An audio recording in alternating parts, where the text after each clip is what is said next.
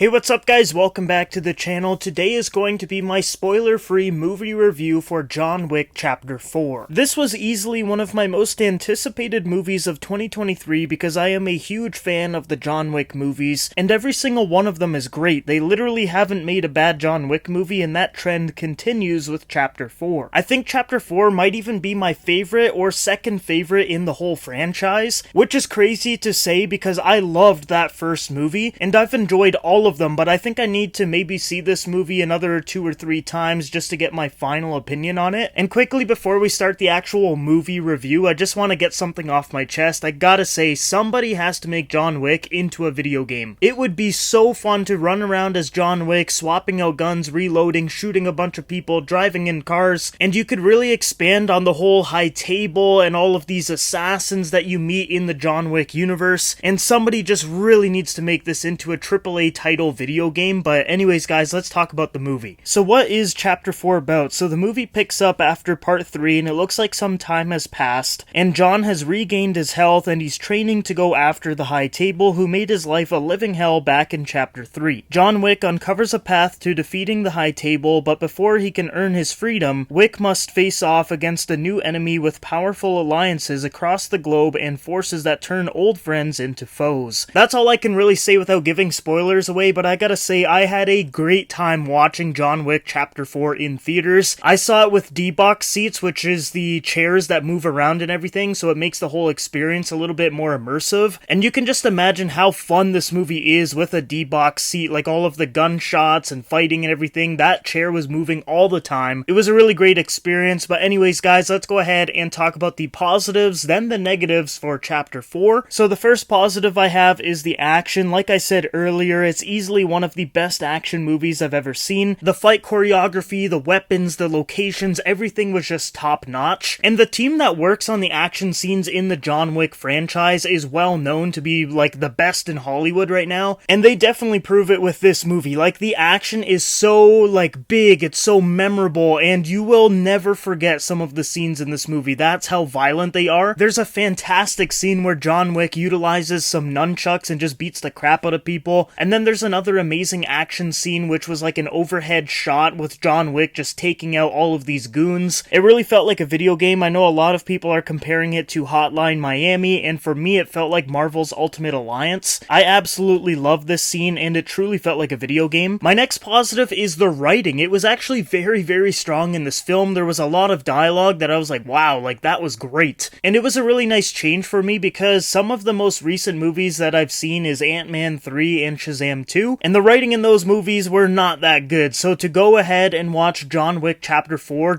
you could really just tell the difference in quality on the script. And some of the lines that were spoken in this movie are so memorable, and some of them really get you thinking. Overall, the writing and the script was just fantastic in this movie. Now, my next positive is the comedy in this movie because I wasn't expecting it to be as funny as it was. This is easily the most funny John Wick movie that we've gotten, but it's not like over the top and it doesn't ruin scenes or anything. It actually enhances the movie. Some of the most memorable parts of this film are actually comedic scenes, which was really great. My audience was absolutely loving pretty much every comedic scene in this movie, and I think when you guys watch this movie, you are really gonna laugh. But what makes these comedic scenes great is they're not actually like meant to be funny. Like it's not someone telling you a joke, it's just someone saying something that comes across funny. I don't really know if I'm wording that right, but nonetheless, the comedy in this movie is great. Next, we gotta talk about locations because this movie brings John Wick to a whole bunch of different spots. He's in the desert, he's in France, he's in Germany. This guy is going all over the place, and I know there's one complaint that's going around online right now that people are basically calling out, like, how is he getting anywhere? Like, if he's excommunicado and nobody can help him, how is he traveling around everywhere without people going after him? I don't really know. It might be a little bit of a plot hole, but I'm sure John Wick can get to point A to B without being murdered or seen. People do call him a ghost and everything, so I think it makes sense that he would be able to travel and go places without people finding out. But I guess it definitely could be seen as a little bit of a plot hole, but nonetheless, one of my major positives for this movie was just how many different locations we visit because they're all vastly different. Next, we gotta talk cinematography because this movie is gorgeous. The camera work is fantastic, and I would even say this is the best looking John Wick film that we've received so far. And we finally got some slow-mos, which is something that I was asking asking for the previous films, and we finally got it in Chapter 4. I'm a big fan of slow-mos. I think we get 2 in this movie, and they're really cool. I know some people hate slow-mos, but me personally, I think it does elevate the movie, especially in such a fast-paced film like John Wick movies where all of the action is happening at 100 miles an hour. It's nice to slow it down and just really take in what's happening. But yeah, the cinematography in this movie is absolutely fantastic. You are really going to remember some of these scenes because of how good they look. My next positive is probably the biggest positive that I have with this movie next to all of the action, and that is the new supporting characters. We get a whole bunch of new characters and they're all great. My favorite is Donnie Yen as a blind assassin with a cane, and he is a complete badass. He had some of the best story arcs, the best fight scenes and lines in the entire movie, and he stole the show in the scenes that he was in. He was basically an assassin with daredevil powers in the John Wick universe. We also got Hiroyuki Sanada as Shimazu, who also has a really cool story and some great action scenes with a sword in Japan. Next is Tracker, who's also known as Mr. Nobody, and he's this bounty hunter type assassin with a German Shepherd, and he is fantastic. He's a highly skilled assassin, but only cares about a big payday, and his dog has some of the best scenes in the entire movie. I do hope we see this character again, maybe in his own movie or TV series, but overall he was my second favorite new character in Chapter 4. Then we've got Bill Skarsgård as the villain in the movie, and he was super menacing and a major threat. He does some things in the movie that will make you absolutely hate him, but I do wish he was used a little bit more in the movie, and I wish he was a little bit more of a physical threat as well. We also got a crime boss in Berlin named Killa, who was kind of like Penguin from Batman, but Killa was a really skilled fighter John had to face in Germany, and I thought this character was a good addition. He definitely was a little bit over the top, and I can see how some people might not like him, but personally I thought he was a good addition to the film. So guys, there was a lot of positives in this movie, but it's not perfect. There are some negatives. My first negative is the ending of the movie. I think a lot of people are going to be talking about this, whether they like it or not. To be honest, right now, I don't really know exactly how I feel about it, and that's why it's a negative, because I don't know if I like it, so I can't put it as a positive. It's a really interesting choice that they made at the end of this movie, but to be honest, it's my least favorite act. I really liked Act 1, I really liked Act 2. I do like Act 3, but it just didn't end the way that I wanted it to. My next negative is that they didn't really explore the high table as much as I would have liked. In this movie, John basically finds a way to get his freedom back, but they never really explore the high table in more detail, which is what I really wanted in this movie. They keep saying there's like 12 chairs and all of these really powerful families and everything, but we just never really get to see that. Like, I would like to know the backstory of the high table, maybe see all of these really high power people meeting together and talking about John Wick. Stuff like that I think would have really helped this movie and really expand the lore in the John Wick universe. But who knows, they might do that in some of the spin-off projects that they're producing, like the Ballerina film starring Ana de Armas, or even the Continental series that I believe is going to be on Amazon Prime. So they could always do it in a future project, but I was really hoping for it in this movie. The next negative I have is the world reaction to what's happening in these movies. Like, I just don't understand how there's never been like a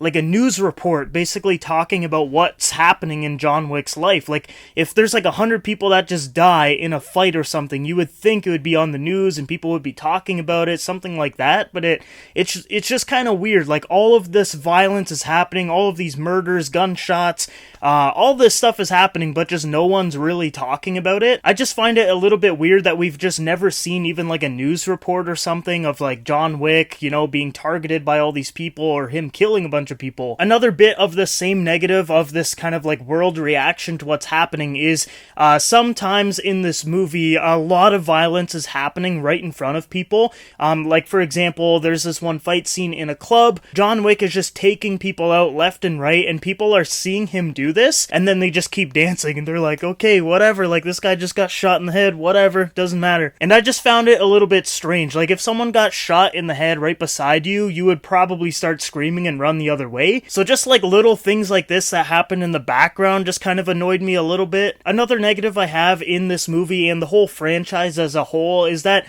some of it is a little bit unbelievable, but I'm kind of okay with it. Like, it's not a big negative by any means. Like John Wick falling off of buildings and getting shot by a million other people, and he survives every single time. Like, okay, yeah, you know, he broke a few bones, whatever, he's back up and running again. It is a little bit unbelievable. Like, at the end of the third movie when he falls off of of a tall building and then just, you know, he's fine. That kind of stuff kind of takes you out of the movie a little bit because you're like, this guy should definitely be dead. Next, we gotta talk about the story because it's not very good. Like, I would say the John Wick movies, the story is very, very simple, but what makes it interesting is all of the action and all of that. The story in this movie is like very, very basic. It works for the movie, but I do wish it was a little bit more intricate and just a little bit deeper. It's really just John Wick wants his freedom, and there's someone that stands in his way, which is Bill Skarsgård's character, and that's pretty much it. Like, obviously there's twists and turns and characters that show up that I don't really want to talk about because they might be spoilers, but overall the story is pretty basic, and that's why I was saying that I wanted more high table stuff, because that would have made the story a little bit more interesting, exploring the backstory of the high table and the people that are, you know, at the top of it. I think that would have made the story a little bit more interesting, but they didn't do that, unfortunately, and that's why the story is a negative for me, because it was just too basic. Now, my final negative is the villain, which I know is weird because I did say that he was a good part of the movie in my positives, but the reason why he's a negative for me is because he just wasn't really a physical threat. Like, I thought for sure this guy was going to be able to kick John's ass, but he never fights him. He's one of those really powerful guys that just get people to do his dirty work for him, which definitely makes sense. Like, this is a very high power guy. Obviously, he's not going to put his life on the line, so I get it, it makes sense, but I just wanted him to just be like, you know what, screw it, I'm going to take this guy out myself. Overall, though, he was a great villain. Like, he was really menacing, he was really interesting. I just wish they did a little bit more with him, gave him a bit more screen time, made him a little bit more physical, but overall, he worked really well for the story. So guys, that was my positives and negatives. Now let's go ahead and rate this movie out of 10. I am going to give John Wick Chapter 4 a 9 out of 10. It is definitely one of the best movies in the series. Like I said, I don't know if it's my favorite or second favorite. I'm probably going to have to watch it at least one more time to get that official ranking, but it is one of the most entertaining action movies I've ever seen, and it has some of the most memorable action scenes I've ever seen as well. It's a really good looking film with lots of characters. It does expand the whole John Wick universe. We go to Japan, which was one of the best parts of the movie, like seeing all of these samurai swords and ninja stars and everything. Really, really cool stuff. I think a lot of people are going to love this movie, and I think a lot of people are probably going to say this is their favorite John Wick film. You should definitely go check it out in theaters. It is a fantastic time, and if your theater has D-Box with the moving chairs, definitely see it like that. And if your theater doesn't have that, then definitely see this movie in IMAX. There's one other thing I want to say before we end the review. There is one post-credit scene. I'm not sure if that scene is going to lead anywhere, but it is kind of important, I guess. So make sure when the credits start rolling, you sit down and you wait for that post-credit scene. My theater, I think like 95% of the people left, and then there was just me, my brother, and these two people sitting in front of us watching it, and I was like, what the heck, where'd everybody go? So don't be the person that leaves the theater. Make sure you sit down, watch, and check out that post-credit scene. But yeah, John Wick Chapter 4, it's a great movie. Thank you guys for watching my movie review. If you guys want to see more movie-related content, make sure you subscribe. Other than that, I hope you all have a fantastic day, and I will see you in the next video.